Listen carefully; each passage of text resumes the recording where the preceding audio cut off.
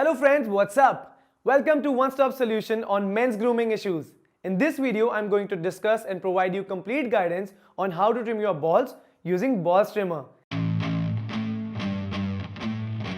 First of all, to have your balls trimmed, you need to have a very effective product that ensures no harm. My favorite for this task is this balls trimmer for smooth glides over the sensitive area.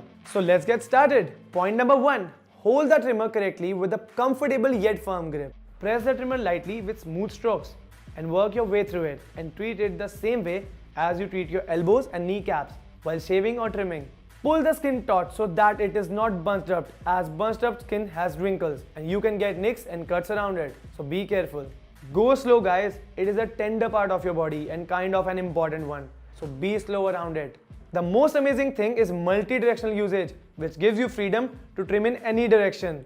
That's it guys, you have mastered the art of trimming your pubic area and your balls. And if you have any questions, you can hit me up in the comment section below. Feel good and stay sharp men. See you in the next video.